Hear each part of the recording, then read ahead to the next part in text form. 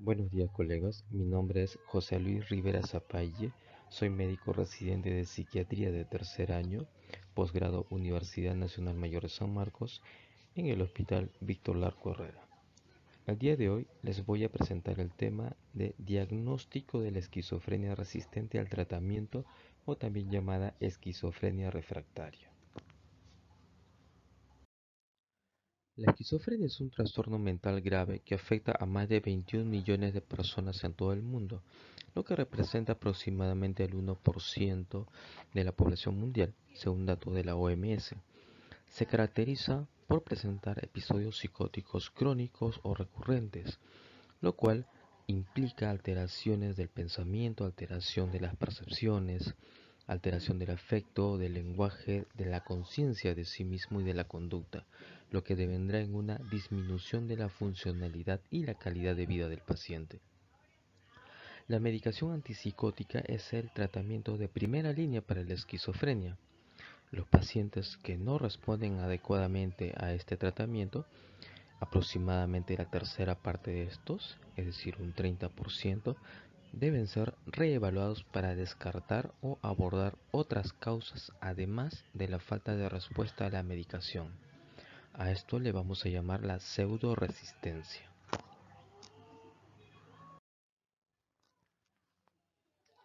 Sobre el diagnóstico de la esquizofrenia resistente al tratamiento, ha existido una variación considerable en las definiciones, en los ensayos clínicos, en la práctica, lo que limita la utilidad de los resultados de estas investigaciones.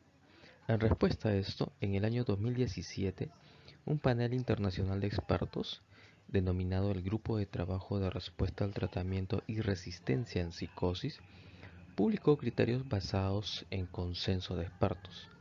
Establecieron criterios mínimos y óptimos para el diagnóstico de la esquizofrenia resistente al tratamiento. Este grupo de estudio recomienda que el término esquizofrenia resistente al tratamiento se debe utilizar para describir los casos de esquizofrenia que cumplen mínimamente con los siguientes criterios. 1. Que el diagnóstico se base en los criterios DSM-5 para la esquizofrenia. 2. Que el grado de severidad de los síntomas debe ser al menos moderado, es decir, un puntaje mayor a 3 en los ítems de síntomas psicóticos según una escala estandarizada, por ejemplo, la escala de síntomas positivos y negativos, PANSS, o escala breve de evaluación psiquiátrica, PPRS. 3. Sobre el deterioro funcional, al menos debe ser de grado moderado, utilizando una escala validada, por ejemplo, la escala de evaluación del funcionamiento social y ocupacional. 4. Sobre el tratamiento previo, debe ser de al menos 2 ensayos con antipsicóticos distintos de al menos 6 semanas a una dosis terapéutica, o en lo que equivale a al menos 600 miligramos de clorpromacina, con una adherencia de al menos 80% de las dosis prescritas. Cabe recalcar que el factor de la adherencia es muy importante. Muchos pacientes no se pueden adherir porque hay dificultades para cumplir con los esquemas de dosificación. Aún existe la falta de conocimiento sobre la enfermedad, la carga de efectos secundarios, el deterioro cognitivo y otros factores. Entonces, la no adherencia es un problema importante en el tratamiento y a menudo no se reconoce de una manera adecuada. Entonces, ¿cómo nos aseguramos de que el paciente esté tomando adecuadamente los medicamentos? Uno, se debe eh, hacer un recuento adecuado de las pastillas, de haber un cuadro de dispensación o una tarjeta que debe ser manejado por un cuidador. Deben especificarse todas las fuentes que sean posibles para evidenciar una adecuada toma de los medicamentos, porque un informe del paciente por sí solo es insuficiente.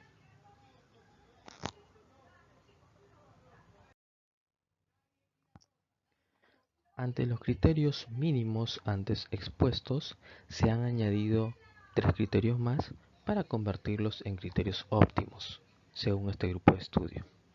1.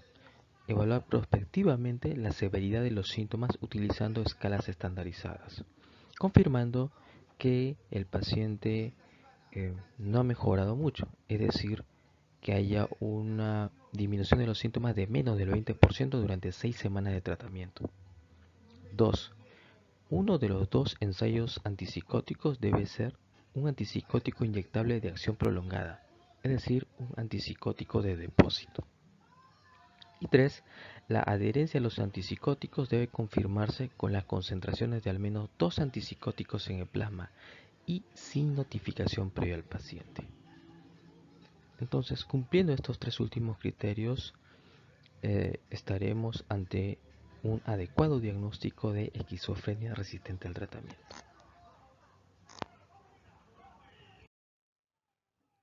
Este grupo internacional también establece la definición para la ultrarresistencia, la cual es aquella que cumple con los criterios anteriores para la resistencia al tratamiento más la falta de respuesta al tratamiento adecuado con clozapina, el cual es el fármaco de primera línea para la esquizofrenia refractaria o resistente al tratamiento.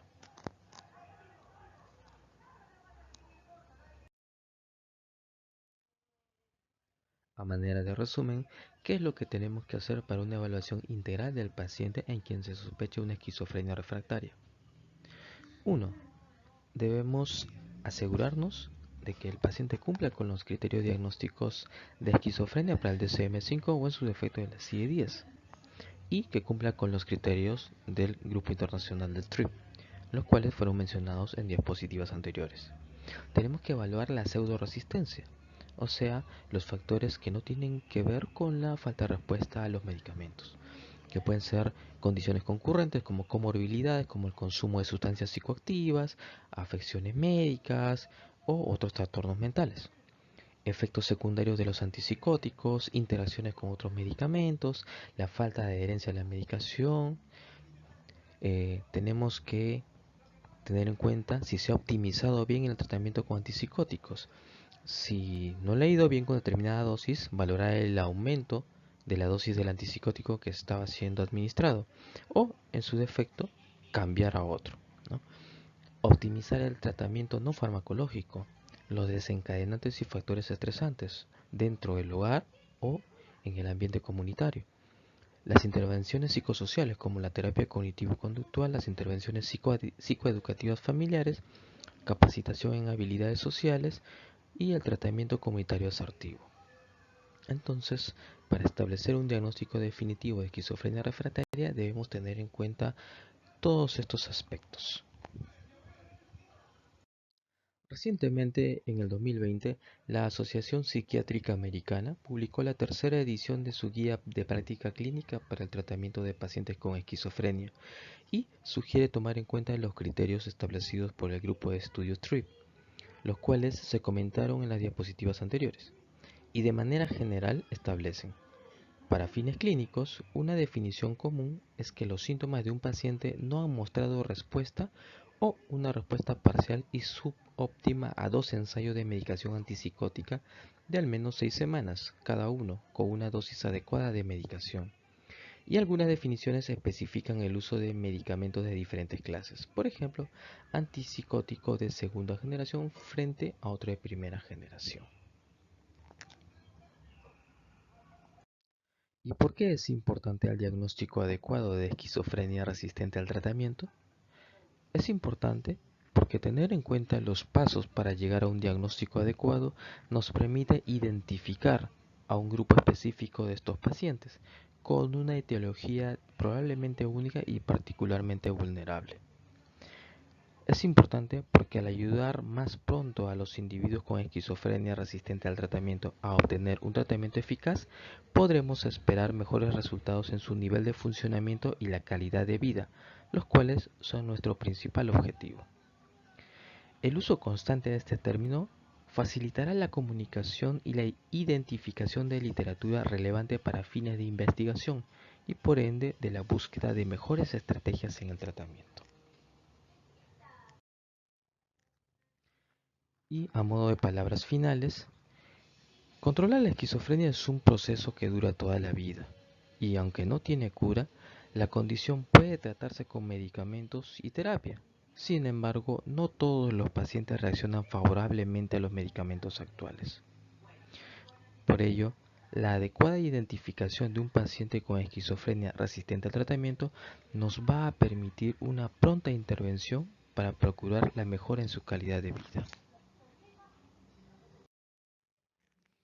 Y eso es todo por mi parte. Muchas gracias por su atención.